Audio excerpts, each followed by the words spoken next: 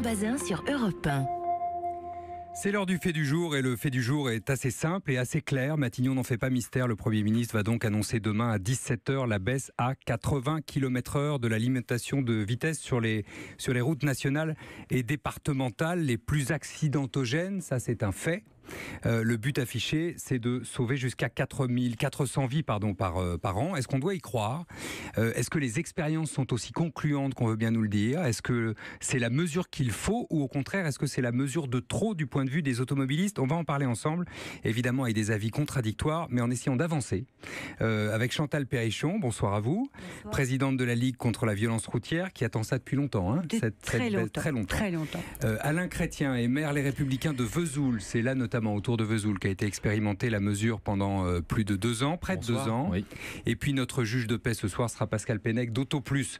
D'abord, Pascal Pennec, on parle d'un gros électrochoc demain. Ça veut dire qu'il n'y a pas que la mesure de baisse de 90 à 80 km/h sur les routes nationales et départementales ? Alors ça, Dieu seul le sait, puisque un conseil interministériel de sécurité routière, c'est vraiment des mesures qui sortent du chapeau et c'est la surprise. On est à chaque fois surpris de l'imagination de ces promoteurs. Pour rappel, la dernière fois, c'était le 2 octobre 2015. On avait eu une avalanche de radars tout à fait nouveaux, qui vont bientôt d'ailleurs commencer à être implantés sur les routes, parce qu'il faut un peu de temps, évidemment.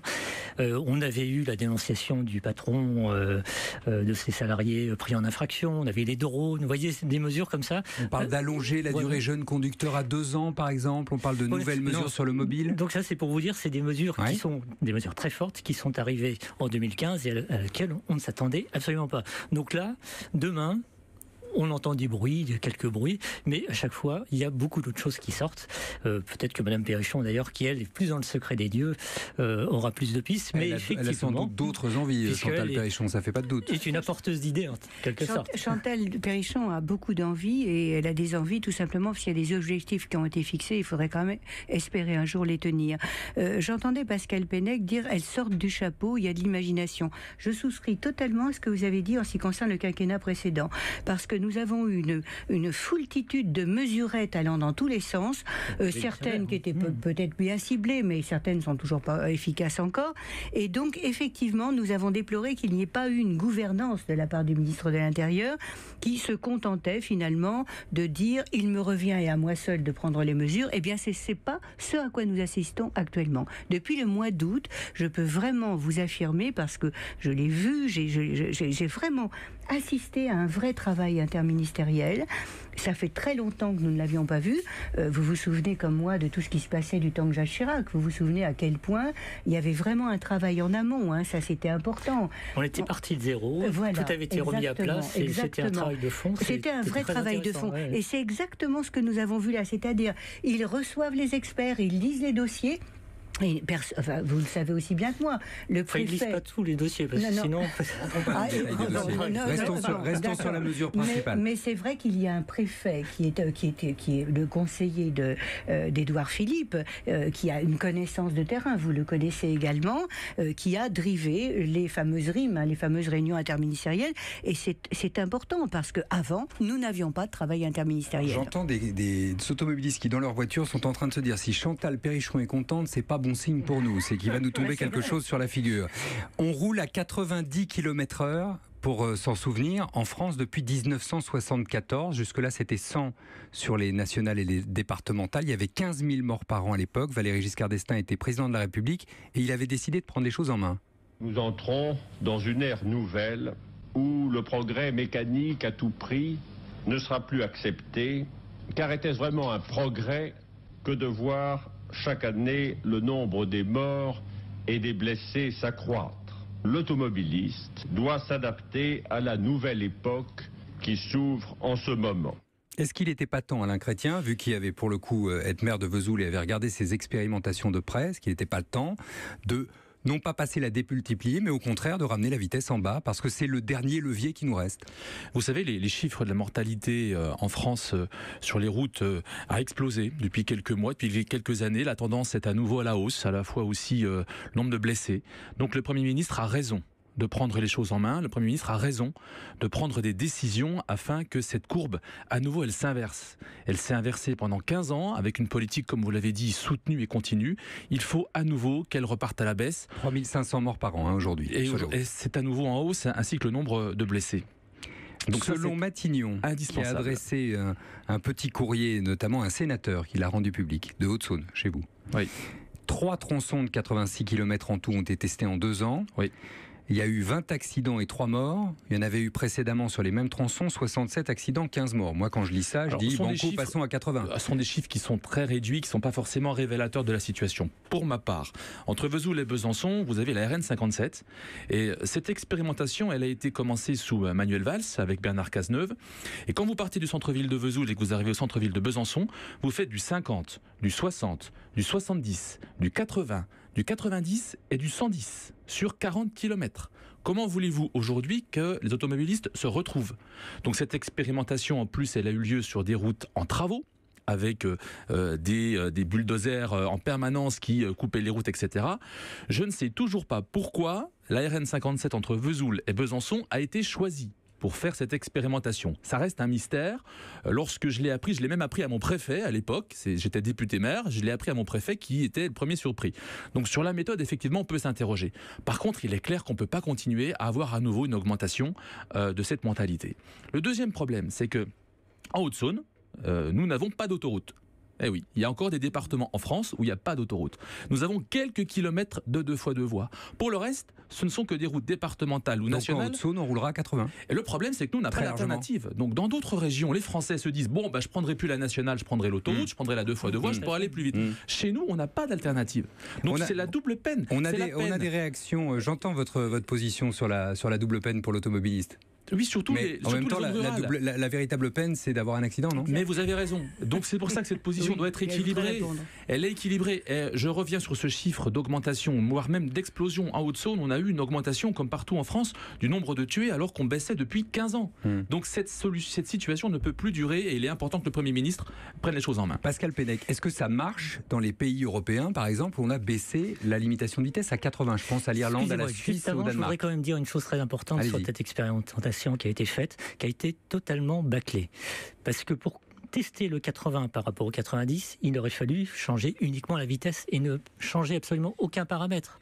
Là, il y a eu des travaux en permanence, il y a eu la construction d'un giratoire à un endroit, il y a eu des bas-côtés qui ont été aménagés, il y a eu des forêts de panneaux qui ont été installés durant l'expérimentation, il y a un radar qui est passé à double sens, etc. Okay. Donc ça veut dire que tous les paramètres ont été complètement faussés, donc ça veut dire qu'elle n'a aucune valeur. Très bien. Et c'est pour ça que d'ailleurs... C'est pour ça que je vous demande des avis clairs, c'est un avis clair. Donc ça veut dire qu'heureusement qu'il y a beaucoup moins de victimes, puisque la route a été considérablement améliorée. Est-ce que ça marche de baisser la vitesse à 80 km/h en moyenne dans les pays où on l'applique?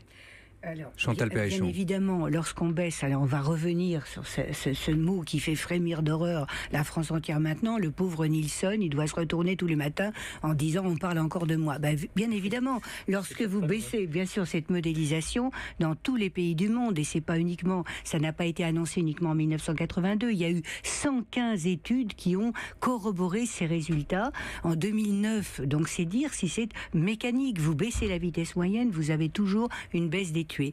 Mais là où on n'est pas souvent d'accord tous les deux, je tiens à vous le dire, eh bien, sur ce point-là, je dois dire qu'il a entièrement raison. Cette pseudo-expérimentation, cette nano-expérimentation, c'était se moquer du monde, c'était simplement botter en touche pour Monsieur Cazeneuve, qui ne voulait pas, lui, que sa popularité souffre de quoi que ce soit, et donc il a passé ce dossier tranquillement au gouvernement suivant. Quand j'étais député, il ne m'a jamais répondu d'ailleurs sur le sujet. Évidemment, et au nom de l'acceptabilité... Et les services de l'État étaient bien ennuyés pour nous dire des choses sur le sujet. Laissons le dossier expérimentation à plat désormais. Posons-nous la question de l'efficacité de la mesure ou pas, ce qu'on a commencé à faire d'ailleurs, et vous me donnez quand même des éléments les uns et les autres. Je voudrais que les auditeurs d'Europe 1 se confrontent à vous et vous amènent leurs opinions. C'est après une petite pause. Europe 1. Europe 1, Philippe Vandel. Demain, dans Village Média, notre invité sera Florent Gautreau, le nouveau directeur de la rédaction de la chaîne Equidia, la chaîne du cheval. Elle a démarré hier une nouvelle formule avec un nouveau plateau, un nouveau logo, un nouvel habillage. Mais va-t-elle avoir de nouveaux téléspectateurs? Village Média, c'est demain, 9h30, Europe 1. Qui peut concurrencer la MAF? Numéro 1, j'ai intercepté un message de Miss Muff. Jusqu'au 4 mars 2018, c'est 2 mois gratuits pour tout nouveau contrat auto-risque. Et ça marche aussi pour les pros. Avec ça, rien à faire. C'est la MAF qu'il préfère. Vous avez échoué. Mon assurance, C'est MAF. ma préférence. C'est MAF. Moi je préfère. Je préfère la MAF. Conditions de l'offre sur maf.fr. Hé, Stéphane, vous qui connaissez bien Akena, la reine des vérandas. Elle est belle, mais un peu inaccessible, non? Vous plaisantez, chère madame. Pas besoin d'être né avec une cuillère en argent dans la bouche pour en profiter. Akena, la reine des vérandas. Ses nombreux ponts et canaux lui confèrent le nom de Venise du Nord. Le Figaro hors série consacre un numéro exceptionnel à Saint-Pétersbourg. Découvrez son histoire fascinante, la vie des Romanov à l'Ermitage et dans leur résidence impériale. Partez à la découverte de ces palais construits le long des canaux enneigés. Le Figaro hors série Saint-Pétersbourg, 160 pages magnifiquement illustrées, actuellement chez votre marchand de journaux. Leclerc. Bonjour ma chérie, t'as bien dormi? Super. Tu veux ton petit jus d'orange? Merci. Tropicana Pure Premium Orange sans pulpe, vendu en pack de 4 bouteilles avec 30% de réduction immédiate chez Leclerc. Cool. Du 9 au 20 janvier chez Leclerc, le pack de 4 bouteilles de jus d'orange Tropicana Pure Premium Orange sans pulpe avec 30% de réduction immédiate est à 5,04 €, soit 1,26 € le litre. Voir modalité dans les magasins participants et sur www.e.leclerc. Direct, ça va mieux, hein? Pour votre santé, évitez de grignoter. Europe Soir, Laurent Bazin sur Europe 1. Pour participer par SMS Europe Soir, puis votre message au 739 21. Oui ou non, baisser la vitesse sur les routes fera-t-il baisser le nombre de morts sur les routes? C'est la question qu'on se pose ce soir. Funny Farming nous disait tout à l'heure sur le Twitter d'Europe 1, limitation à 80 km/h. Et si on s'assurait déjà de faire en sorte que les gens roulent à 90 km/h avant de baisser encore plus la vitesse? Est-ce que la priorité finalement, c'est pas plutôt ça? Vous voyez, vous me faites penser à ce que nous avons vécu au niveau du territoire national. À partir de 2000... Non, pas Françoise, Chantal. Mais c'est pas grave. J'accepte momentanément de m'appeler Françoise. 2002-2003, c'est vous? Non, c'est pas moi. Oh, pardon. 2002-2003, nous avons la mise en place des radars du contrôle sanction automatique. Eh bien, là, il va y avoir ce qu'on appelle le respect des vitesses, tout simplement. Donc, les gens vont être confrontés aux vitesses maximales qui sont enfin respectées, et nous allons assister à une baisse de 41% du nombre de tués entre 2002 et 2009. Vous voyez ce qu'il en est de respect des vitesses. Grâce à cette mesure, de voir le nombre de morts baisser? Nous nous calons tout simplement sur ce que les experts du comité des experts du Conseil national de sécurité routière ont dit. Eux, dans leurs calculs, ils envisagent 400 vies qui pourraient être épargnées. Peut-être plus. Il suffit... Alors, attention, il ne s'agit pas uniquement d'annoncer un 80. Il faut qu'il soit appliqué, c'est-à-dire contrôlé. Il faut qu'il soit expliqué. Il faut qu'il soit expliqué. Il faut que le gouvernement fasse une campagne de pédagogie, d'expliquer les choses. Il faut que cette mesure, avec les autres, parce qu'on parle que de cette mesure ce soir, mais demain, on en saura beaucoup plus. Il y aura beaucoup d'autres mesures qui vont concerner les drogues, l'alcool, etc. Il faut que le gouvernement explique que ces mesures ne soient pas subies, mais que ce soit un effort collectif et qu'on prenne conscience que 70 000 blessés par an, c'est une abomination, sans parler des 3500 morts. Il faut une grande campagne d'explication, que chacun comprenne que ça n'est pas pour gagner de l'argent. D'explication ou d'expérimentation? Autrement dit, il faut surtout est-ce qu'il ne faudrait pas baisser à 80 km/h le temps de voir si ça produit des effets bénéfiques? Vous en pensez, Pascal Penel? Le problème, on l'a vu avec les expérimentations, il y avait quand même des éléments qui étaient intéressants à prendre. C'est de voir le comportement des gens et leur réaction par rapport aux 3 tests qui ont été effectués. Et il y a des éléments qui sont inquiétants. Dans la mesure où, d'une part, vous savez qu'aujourd'hui, les camions sont déjà limités à 80, alors que les voitures roulent à 90. On sera, si j'ose dire, au cul des camions. Et on va être ça va être l'inverse. Non, ça va être l'inverse. C'est les camions qui vont être au cul des voitures, parce que les camions, comme tous les professionnels de la route, tiennent compte de la vitesse qui est inscrite sur leur GPS, qui est donc une vitesse absolument réelle, calculée par satellite, alors qu'une voiture, un conducteur lambda, lui, va tenir compte de la vitesse qui est inscrite sur son compteur de vitesse, qui est en général surestimé de 10 km/h. Donc ça veut dire qu'en réalité, il est déjà à 80 en réalité. Donc le camion, lui, qui va être à 80 aussi, ça veut dire qu'il va être en permanence derrière à pousser les gens. Les professionnels de la route savent qu'il vaut mieux regarder les panneaux que regarder son compteur quand même. Hein. Je pense que là aussi, la FNTR par exemple, je pensais, la Fédération des transporteurs routiers, doit participer à cette grande campagne. Je pense que tous les acteurs doivent s'approprier cette politique de sécurité routière et pas la subir. Justement pour les professionnels de la route. Une dernière chose, je pense aussi qu'il faut être convaincu que ça n'est pas fait pour remplir les caisses de l'État. Là aussi, il y a si je peux me permettre, c'est pas gagné ça encore. Hein. Eh ben, là aussi, le gouvernement doit l'expliquer. Il devra prendre des mesures pour dire que ça n'est pas là pour remplir les caisses de l'État, mais pour sauver des vies. C'est ce message-là qui devra passer. Ce sera indispensable. Chantal Perrichon. Visiblement, je suis en position défensive et que deux personnes sont contre et que j'aimerais bien qu'il y ait un équilibre. Il y aura des effets pervers. Sans parler tous en même temps. Chantal Perrichon, je vous écoute. Essayer de parler. Vous n'avez pas fini, mais je vais quand même essayer de parler. Je suis plutôt juge de paix dans cette affaire. Non, je ne sais pas qui est le juge de paix, mais enfin, il y a un problème là, visiblement. En ce qui concerne le coût de l'insécurité routière, il faut rappeler, et vous avez raison de dire, que nous devons expliquer, que tout le monde doit savoir ce qu'il en est du coût de l'insécurité routière dans ce pays. Il s'agit de 50 milliards d'euros. On est très loin de ces fameuses sommes, ces sommes qui nous sont en permanence agitées sous le nez en disant que les radars sont des tirelires, j'en passe et des meilleurs. Il y a un vrai coût. Il y a un coût pour notre société. Blessés, bien sûr. Il y a le risque professionnel. C'est 6 millions de journées qui sont perdues pour la sécurité routière. Pour la sécurité sociale, pardon. Il y a également le nombre d'heures perdues. Ce matin, sur les radios, on parlait de ce fameux carambolage entre Lyon et Valence. Combien d'heures perdues par ces gens qui se rendent à leur lieu de travail? Tout ça a un coût, tout ça c'est de l'économie. Donc, il faudra l'expliquer, il faut s'en servir, il faut s'en servir pour expliquer ce sont des mesures. leviers pour Vous savez, il y a de très bonnes mesures souvent qui passent mal parce qu'elles sont mal expliquées. Donc j'attends du gouvernement une grande campagne de pédagogie afin que tout ça passe mieux dans les oreilles des Français. Bien sûr.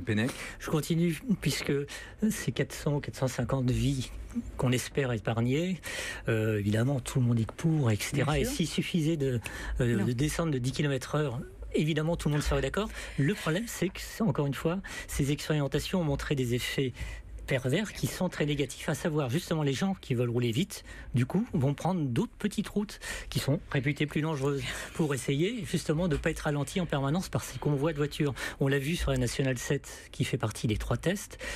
Maintenant, ce sont des convois entiers de voitures sans discontinuer parce que c'est un endroit qui est extrêmement chargé. Bien. Tous les gens qui veulent maintenant essayer de franchir cette nationale, c'est devenu un cauchemar. Chantal Perrichon, je vous laisse conclure. Il y a deux éléments que vous venez de donner que je ne peux pas accepter. J'ai entendu auparavant que finalement il y aurait des reports de la circulation sur les autoroutes. Bien, eh bien ça tombe bien. Tant mieux. Et ça tombe bien. Oui, parce qu'ils sont plus sécurisés.